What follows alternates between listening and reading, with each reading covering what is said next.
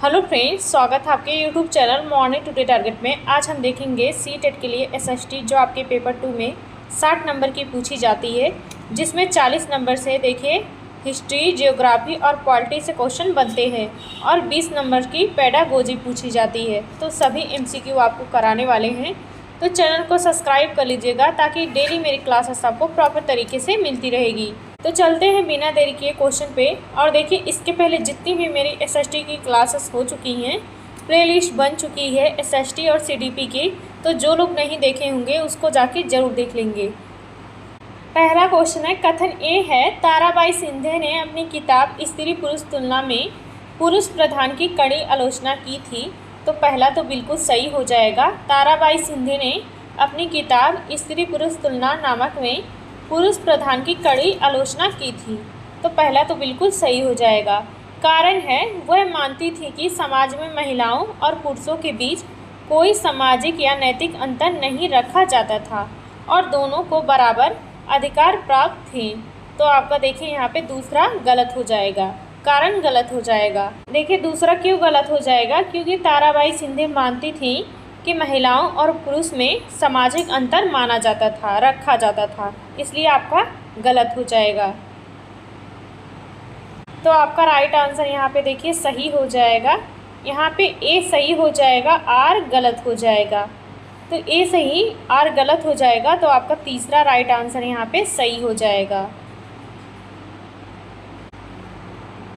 देखिए आपका कथन पहला क्यों सही हो जाएगा। ताराबाई सिंधे ने अपनी किताब में पुरुषों के दोहरे चरित्र और महिलाओं के साथ होने वाले भेदभाव पर सवाल उठाए थे। और कारण क्यों गलत हो जाएगा, क्योंकि उस समय महिलाओं को बराबरी के अधिकार बिल्कुल नहीं थे और इसी भेदभाव के खिलाफ ताराबाई सिंधे ने आवाज़ उठाई थी। और देखिए जितने भी लोग देख रहे हैं, प्लीज़ एक बार सेशन को ज़्यादा से ज़्यादा लाइक और शेयर कर दीजिएगा। आप लोगों की लाइक शेयर की संख्या बहुत कम होती है, तो प्लीज़ आप लोग देखिए लाइक और शेयर कर दिया करिए। नेक्स्ट क्वेश्चन देखते हैं। कथन ए है, ईश्वर चंद्र विद्यासागर ने प्राचीन हिंदू ग्रंथों का हवाला देकर विधवा पुनर्विवाह का समर्थन किया था। तो आपका तो पहला बिल्कुल सही हो जाएगा। ईश्वर चंद्र विद्यासागर ने प्राचीन हिंदू ग्रंथों का हवाला देकर विधवा पुनर्विवाह का समर्थन किया था।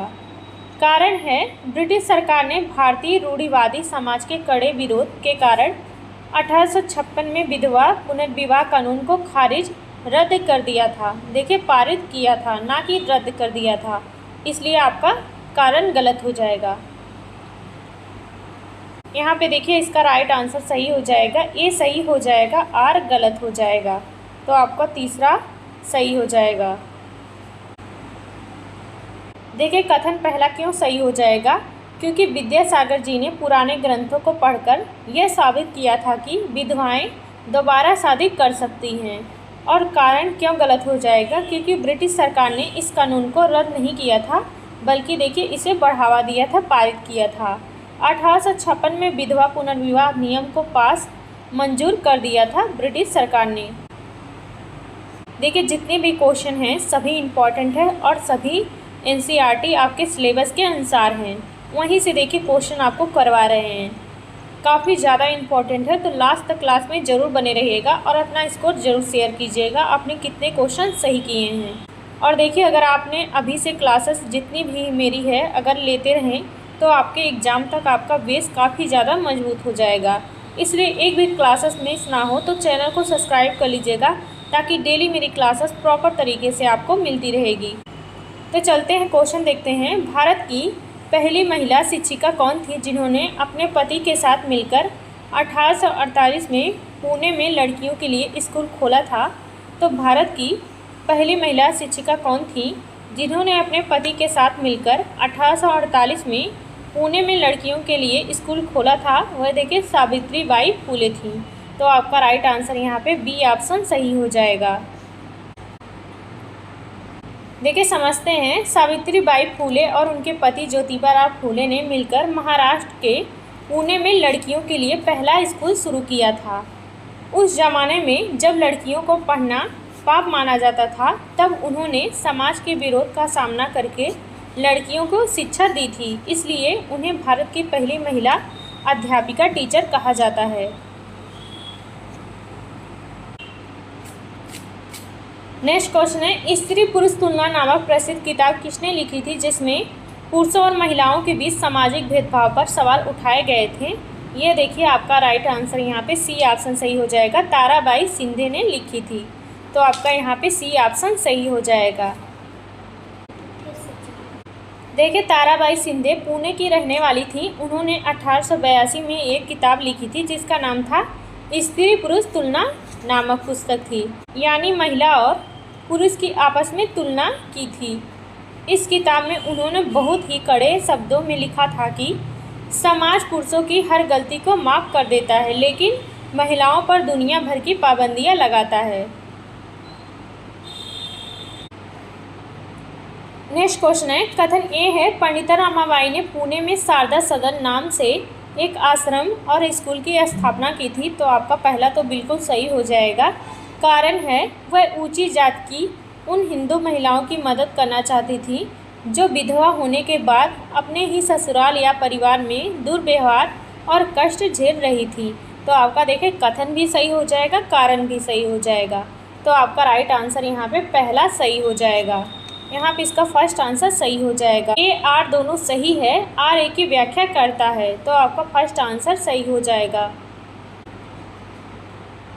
देखिए समझते हैं। देखिए पंडिता रमाबाई ने देखा था कि समाज में खासकर ऊंची जातियों में विधवा महिलाओं की स्थिति बहुत दयनीय थी, उन्हें बोझ समझा जाता था। इसलिए उन्होंने शारदा सदन बनाया था ताकि ऐसी बेसहारा महिलाओं को रहने की जगह मिले और वे सिलाई कढ़ाई या अन्य काम सीखकर आत्मनिर्भर बन सकें।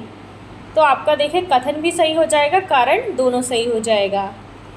देखिए आज के सेशन में आपको 33 क्वेश्चन कराने वाले हैं, तो अपना स्कोर ज़रूर बताइएगा। और देखिए अब कोशिश करेंगे आपको ज़्यादा से ज़्यादा क्वेश्चन करवाएं। और देखिए बहुत लोगों का सीटेट में 1 या 2 नंबर से रह जाता है, 1 या 2 नंबर से रह जाता है। बहुत लोग 2 से 3 बार सीटेट दे चुके हैं, उनका नहीं क्लियर हो पा रहा है।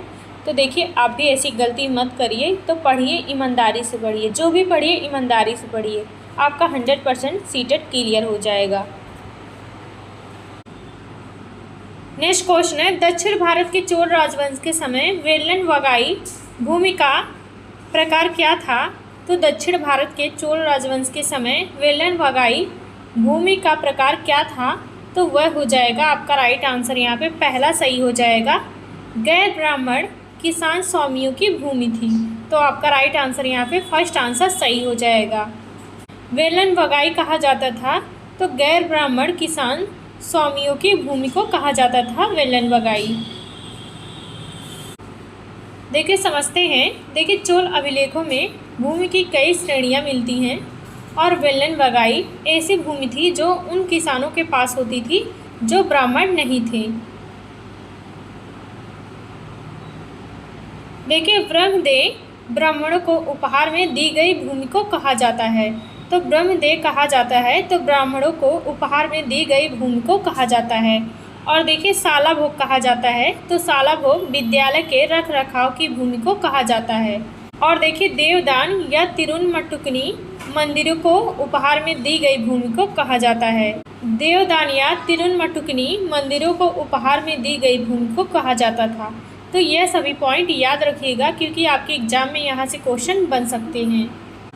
नेक्स्ट क्वेश्चन है, भारतीय राष्ट्रीय कांग्रेस के नरमपंथी नेताओं के संदर्भ में कौन सा कथन सही हो जाएगा? तो नरमपंथी नेताओं के संदर्भ में जो आपका राइट आंसर सही हो जाएगा वह बी ऑप्शन सही हो जाएगा। नरमपंथी नेताओं वे अखबारों के माध्यम से और भाषणों द्वारा ब्रिटिश शासन के आर्थिक शोषण को उजागर करना चाहते थे। तो आपका राइट आंसर यहाँ पे बी ऑप्शन सही हो जाएगा।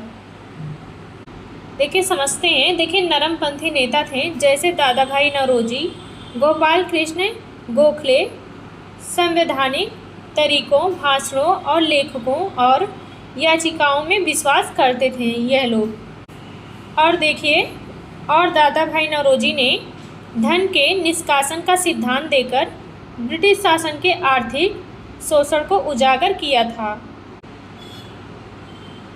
नेक्स्ट क्वेश्चन है, अशोक के अधिकांश अभिलेख किस लिपि में लिखे गए हैं?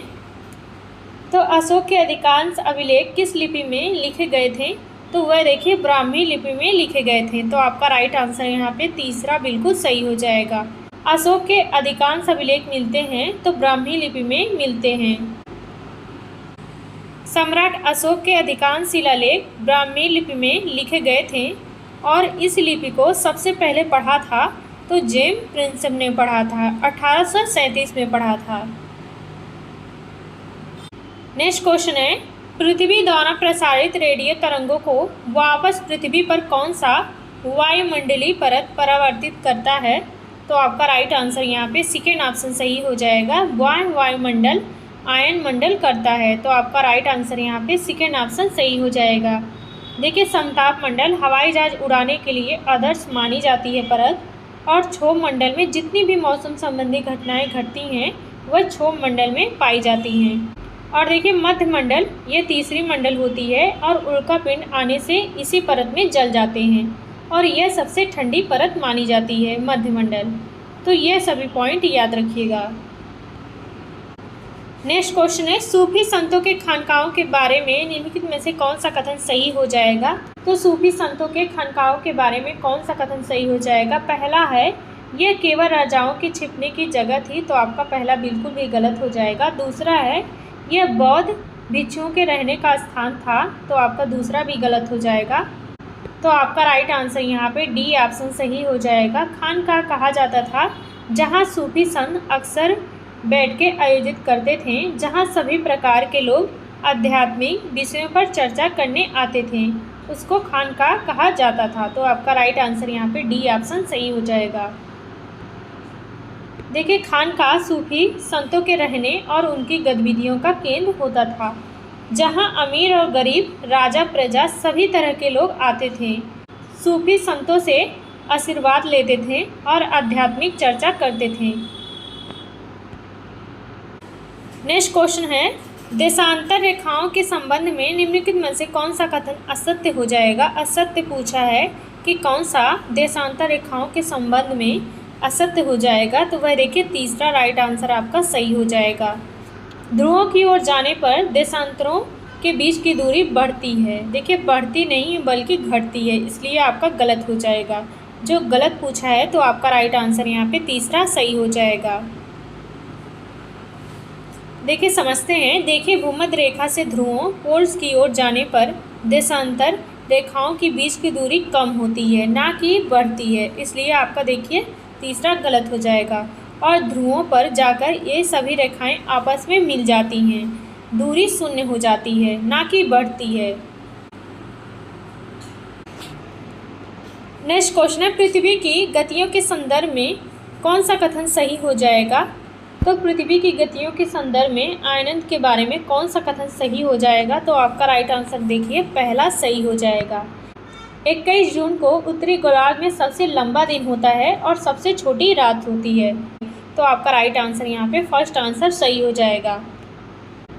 देखिए जितने भी क्वेश्चन आपको एसएसटी के करवा रहे हैं काफ़ी ज़्यादा इम्पॉर्टेंट है। अगर आपने कर लिया तो आपका 100% आपका सीटेट क्लियर हो जाएगा। देखिए एसएसटी काफ़ी ज़्यादा रोल होता है पेपर 2 पास कराने में, क्योंकि 60 नंबर का पूछा जाता है, इसलिए जितने भी पीवाईक्यू क्वेश्चन अभी पूछे गए हैं और प्लस देखिए सिलेबस के अनुसार वही क्वेश्चन करवा रहे हैं जो आपके एग्ज़ाम में पूछे गए हैं और पूछे जाने की संभावना है। इसलिए देखिए जितनी भी क्लासेस है मेरी सभी देख लीजिए, आपका 100% सीटेट क्लियर हो जाएगा। आपको सिर्फ ईमानदारी से पढ़ना है। देखिए समझते हैं। देखिए 21 जून को सूर्य की किरणें कर्क रेखा पर सीधी पड़ती हैं, इसलिए उत्तरी गोलार्ध में साल का सबसे लंबा दिन होता है और सबसे छोटी रात होती है। इसे उत्तर अयनंत कहा जाता है। नेक्स्ट क्वेश्चन है, महासागरीय धाराओं ओशियन करंट के संदर्भ में निम्नलिखित कथनों पर विचार कीजिए। पहला है, गर्म महासागरीय धाराएं भूमध्य रेखा के निकट उत्पन्न होती हैं। तो आपका देखिए पहला तो बिल्कुल सही हो जाएगा। गर्म महासागरीय धाराएं भूमध्य रेखा के निकट उत्पन्न होती हैं और यह देखिए ध्रुवों की ओर बढ़ती हैं। तो गर्म महासागरीय धाराएं भूमध्य रेखा के पास उत्पन्न होती हैं और ध्रुवों की ओर बहती हैं। तो आपका देखिए पहला तो बिल्कुल सही हो जाएगा। दूसरा है लेब्राडोर एक गर्म महासागरीय धारा है, जो आपका देखिए गलत हो जाएगा, क्योंकि लेब्राडोर एक ठंडी महासागरीय धारा होती है, गर्म नहीं होती है लेब्राडोर। तो आपका देखिए केवल देखिए पहला सही हो जाएगा। तो आपका राइट आंसर यहाँ पे पहला सही हो जाएगा। देखिए समझते हैं। देखिए भूमध्य रेखा इक्वेटर पर सूरज की सीधी धूप पड़ने के कारण वहाँ का पानी सबसे गर्म होता है, इसलिए गर्म महासागरीय धाराएं भूमध्य रेखा के पास पैदा होती हैं और ठंडे इलाकों यानी ध्रुवों पोल्स की तरफ बहती हैं। और देखिए लेब्राडोर एक ठंडी महासागरीय धारा होती है। ये उत्तरी ध्रुवीय क्षेत्रों से ठंडे पानी को नीचे की ओर ले आती है। नेक्स्ट क्वेश्चन है अमेजन बेसिन की जलवायु के बारे में कौन सा कथन सही हो जाएगा। तो अमेजन बेसिन के बारे में कौन सा कथन सही हो जाएगा जलवायु के बारे में। तो आपका राइट आंसर यहाँ पे बी ऑप्शन सही हो जाएगा। यहाँ पूरे वर्ष गर्म और आर्द्र जलवायु रहती है और लगभग प्रतिदिन वर्षा होती है। तो अमेजन बेसिन में प्रतिदिन लगभग वर्षा होती है। तो आपका राइट आंसर यहाँ पे बी ऑप्शन सही हो जाएगा। देखिए समझते हैं। अमेजन बेसिन भूमध्य रेखा इक्वेटर के पास स्थित है। यहाँ साल भर सूरज की तेज गर्मी पड़ती है, जिससे पानी भाप बनकर उड़ता है और हर दिन दोपहर के बाद बारिश होती है और यहाँ का मौसम हमेशा गर्म और चिपचिपा आर्द्र बना रहता है। नेक्स्ट क्वेश्चन देखते हैं। और देखिए अभी तक जितने भी लोग देख रहे हैं प्लीज़ एक बार सेशन को लाइक और शेयर कर दिया करिए। और देखिए जो लोग कमेंट करके बताते हैं क्लास कैसी लगी, अच्छी लगी या ख़राब लगी, आप लोग प्लीज़ बताया करिए कमेंट करके। जो लोग बताते हैं उनके लिए दिल से धन्यवाद। आप लोग ऐसे ही प्यार सपोर्ट बनाए रखिएगा। नेक्स्ट क्वेश्चन देखते हैं। देखिए सेल रॉक्स चक्र के अनुसार जब पिघला हुआ मैग्मा ठंडा ठोस होकर जाता है तो किस प्रकार की सेल का निर्माण होता है। तो सेल चक्र के अनुसार जब पिघला हुआ मैग्मा ठंडा होकर ठोस हो जाता है तो किस प्रकार की सेल का निर्माण होता है। तो आपका राइट आंसर यहाँ पे देखिए सही हो जाएगा। अग्नेय सेल इग्नियस रॉक्स बनता है। तो आपका राइट आंसर यहाँ पे तीसरा बिल्कुल सही हो जाएगा। देखिए समझते हैं। देखिए जब जमीन के अंदर का पिघला हुआ मैग्मा या लावा बाहर निकलकर या अंदर ही ठंडा होकर ठोस या कड़ा हो जाता है तो अग्नेय सेल इग्नियस रॉक बनती है। और देखिए इन्हें प्राथमिक चट्टानें भी कहा जाता है। तो अग्नेय सेल को प्राथमिक चट्टान कहा जाता है क्योंकि बाकी चट्टानें इन्हीं से बनती हैं, अग्नेय सेल से बनती हैं। और देखिए अवसादी सेल का निर्माण कैसे होता है। तो अवसादी सेल धूल मिट्टी के जमा होने से बनती है। तो अवसादी सेल धूल मिट्टी के जमा होने से बनती है। और कायंत्रित सेल बनती है मेटामॉर्फिक, अत्यधिक गर्मी और दबाव के कारण बनती है कायंत्रित सेल। नेक्स्ट क्वेश्चन है निम्नलिखित में से कौन सा पारंपरिक ऊर्जा स्रोत का उदाहरण हो जाएगा। तो कौन सा पारंपरिक ऊर्जा स्रोत का उदाहरण हो जाएगा। तो वह देखिए कोयला और पेट्रोलियम हो जाएगा।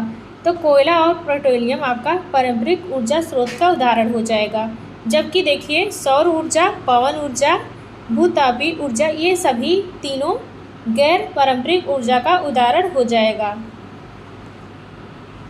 देखिए समझते हैं। देखिए पारंपरिक ऊर्जा स्रोत वे होते हैं जिन्हें हम सदियों से इस्तेमाल करते आ रहे हैं, जैसे जो प्रकृति में सीमित होते हैं, जो देखिए कम मात्रा में पाए जाते हैं, यानी एक दिन खत्म हो जाएंगे तो जल्दी नहीं बनेंगे, जैसे कोयला, पेट्रोलियम और प्राकृतिक गैस इसके सबसे बड़े उदाहरण हैं। यह सभी सीमित मात्रा में पाए जाते हैं। नेक्स्ट क्वेश्चन है प्रेरीज और वेल्ड क्रमशः किन देशों महाद्वीपों के प्रसिद्ध घास के मैदान हैं। तो आपका राइट आंसर यहाँ पे देखिए सही हो जाएगा, बी ऑप्शन सही हो जाएगा। उत्तरी अमेरिका और दक्षिणी अफ्रीका के घास के मैदान हैं प्रेरीज और वेल्ड। तो आपका राइट आंसर यहाँ पे बी ऑप्शन सही हो जाएगा। नेक्स्ट क्वेश्चन है भारतीय संविधान की प्रस्तावना प्रम्बल में निम्नलिखित में से किस स्वतंत्रता का उल्लेख नहीं दिया गया है। तो भारतीय संविधान की प्रस्तावना में स्वतंत्रता का किसका उल्लेख नहीं दिया गया है। तो वह है, पहला है विचार की स्वतंत्रता, तो दिया गया है विचार की स्वतंत्रता, तो आपका पहला तो बिल्कुल सही हो जाएगा। दूसरा है अभिव्यक्ति की स्वतंत्रता, तो अभिव्यक्ति की स्वतंत्रता भी दिया गया है। और देखिए तीसरा है आर्थिक स्वतंत्रता, तो आर्थिक स्वतंत्रता की बात नहीं की गई है, तो आपका देखिए यही गलत हो जाएगा। जो गलत पूछा है वह आपका तीसरा राइट आंसर सही हो जाएगा। देखिए विश्वास की स्वतंत्रता की बात भी की गई है, तो आपका चौथा भी सही हो जाएगा। देखिए समझते हैं। देखिए हमारे संविधान की प्रस्तावना में नागरिकों को 5 प्रकार की स्वतंत्रता प्राप्त है, दी गई है, जैसे विचार की स्वतंत्रता, अभिव्यक्ति की, विश्वास की, धर्म और उपासना की स्वतंत्रता की बात कही गई है। इसमें आर्थिक स्वतंत्रता जैसे किसी बात का जिक्र नहीं है, बल्कि आर्थिक रूप से न्याय देने की बात की गई है। नेक्स्ट क्वेश्चन है, भारत में धर्मनिरपेक्षता का अर्थ क्या हो जाएगा? तो भारत में धर्मनिरपेक्षता का क्या अर्थ है? तो आपका राइट आंसर यहाँ पे देखिए बी ऑप्शन सही हो जाएगा। राज्य सभी धर्मों से समान दूरी बनाए रखता है और किसी भी एक धर्म को बढ़ावा नहीं देता है, तो आपका राइट आंसर यहाँ पे बी ऑप्शन सही हो जाएगा। भारत में धर्मनिरपेक्षता का अर्थ होता है कि राज्य सभी धर्मों से समान दूरी बनाए रखता है और किसी भी एक धर्म को बढ़ावा नहीं देता है, तो आपका सेकेंड ऑप्शन सही हो जाएगा। देखिए समझते हैं। देखिए भारत एक धर्मनिरपेक्ष देश है। इसका सीधा मतलब है कि सरकार या देश का अपना कोई सरकारी धर्म नहीं होता है। कानून की नज़र में सभी धर्म बराबर होते हैं और सरकार किसी भी नागरिक के साथ उसके धर्म के आधार पर भेदभाव नहीं कर सकती है। नेक्स्ट क्वेश्चन है, सूची 1 में दिए गए महाद्वीपों का सूची सेकंड दी गई उनकी मुख्य भौगोलिक विशेषता से सही मिलान कीजिए। तो पहला है अफ्रीका हो जाएगा, तो अफ्रीका का हो जाएगा, तो ऑप्शन देखिए यहाँ पे हो जाएगा, यहाँ पे तीसरे में हो जाएगा। अफ्रीका एक ऐसा महाद्वीप होता है जहाँ से कर्क, मकर और भूमध्य रेखा तीनों गुजरती हैं, तो आपका पहले का हो जाएगा, तीसरे में हो जाएगा। और देखिए ऑस्ट्रेलिया होता है दूसरा, ऑस्ट्रेलिया हो जाएगा। ऑस्ट्रेलिया को कहा जाता है, इसे द्वीपीय महाद्वीप कहा जाता है, तो आपका देखिए दूसरे का हो जाएगा, पहले में हो जाएगा मिलान। तीसरा है दक्षिण अमेरिका हो जाएगा। यहाँ अमेजन नदी की दुनिया की सबसे बड़ी द्रोणी है, तो आपका देखिए तीसरे का हो जाएगा, दूसरे में हो जाएगा। और चौथा हो जाएगा अंटार्कटिका हो जाएगा, तो अंटार्कटिका हो जाएगा चौथे में, देखिए आपका चौथा सही हो जाएगा। ये हमेशा मोटी बर्फ की परतों से ढका रहता है और मानव नहीं रहते हैं, तो अंटार्कटिका में मानव निवास नहीं करते हैं। यह हमेशा मोटी बर्फ की परतों से ढका रहता है, तो आपका सही मिलान हो जाएगा सभी। तो आपका राइट आंसर यहाँ पे देखिए पहला जो हो जाएगा सही हो जाएगा। पहले का हो जाएगा तीसरे में, दूसरे का पहले में, तीसरे का दूसरे में और चौथे का हो जाएगा चौथे में। देखिए अफ्रीका दुनिया का इकलौता ऐसा महाद्वीप होता है जिसके बीच से कर्क रेखा और मकर रेखा, विषुवत रेखा, भूमध्य रेखा तीनों मुख्य अक्षांश रेखाएं गुजरती हैं। और देखिए ऑस्ट्रेलिया होता है, वहीं ऑस्ट्रेलिया चारों तरफ से समुद्र से घिरा होता है, इसलिए इसे द्वीपीय महाद्वीप कहा जाता है। और देखिए दक्षिण अमेरिका दुनिया की सबसे बड़ी नदी अमेजन नदी बहती है, तो दक्षिण अमेरिका में। और देखिए अंटार्कटिका दक्षिण ध्रुव पर स्थित है, जहाँ सिर्फ बर्फ जमी होती है और यहाँ केवल शोध केंद्र होते हैं, जैसे भारत के मैत्री और भारती हैं। देखिए जितने भी क्वेश्चन हैं काफ़ी ज़्यादा इम्पॉर्टेंट है। अगर ऐसे ही करके आपने पढ़ लिया तो देखिए मुझे नहीं लगता आपको पेपर 2 में कोई दिक्कत होने वाली है, पर आपको ईमानदारी से पढ़ना पड़ेगा। और देखिए इसके पहले जितनी भी मेरी एसएसटी की क्लासेस हो चुकी हैं, तो जो लोग नहीं देखे होंगे तो प्लीज़ उसको जाके ज़रूर देख लीजिएगा। काफ़ी ज़्यादा इम्पॉर्टेंट क्वेश्चन आपको करवा रहे हैं, देख लीजिएगा। आप कहीं से भी देखिए, आपको फालतू क्वेश्चन एक भी नहीं मिलेगा। नेक्स्ट क्वेश्चन है, न्यायपालिका की स्वतंत्रता सुनिश्चित करने के लिए भारतीय संविधान में क्या प्रावधान है? तो न्यायपालिका की स्वतंत्रता सुनिश्चित कराने में भारतीय संविधान में क्या प्रावधान दिया गया है? तो वह हो जाएगा आपका राइट आंसर यहाँ पे बी ऑप्शन सही हो जाएगा। विधायिका और कार्यपालिका न्यायपालिका के कार्यों में दखल नहीं दे सकती है। तो देखिए न्यायपालिका स्वतंत्र होती है, इसके कार्यों में विधायिका और कार्यपालिका दखल नहीं दे सकती है। तो आपका राइट आंसर यहाँ पे बी ऑप्शन सही हो जाएगा। ये देखिए पॉलिटी का क्वेश्चन है, इधर जितने भी क्वेश्चन हैं। नेक्स्ट क्वेश्चन है, भारतीय संसद के उच्च सदन अपर हाउस को किस नाम से जाना जाता है और इसकी अध्यक्षता कौन करता है? तो भारतीय संसद के उच्च सदन को किस नाम से जाना जाता है और इसकी अध्यक्षता कौन करता है? तो आपका राइट आंसर यहाँ पे देखिए बी ऑप्शन सही हो जाएगा। संसद के उच्च सदन को राज्यसभा के नाम से जाना जाता है और इसकी अध्यक्षता करते हैं तो भारत के उपराष्ट्रपति करते हैं। तो आपका सेकेंड ऑप्शन सही हो जाएगा। देखिए समझते हैं, भारतीय संसद के 2 सदन होते हैं। निचले सदन को लोकसभा कहते हैं और उच्च सदन को राज्यसभा कहा जाता है। और देखिए राज्यसभा की बैठकों की अध्यक्षता हमेशा भारत के उपराष्ट्रपति करते हैं, जिन्हें पदेन सभापति कहा जाता है।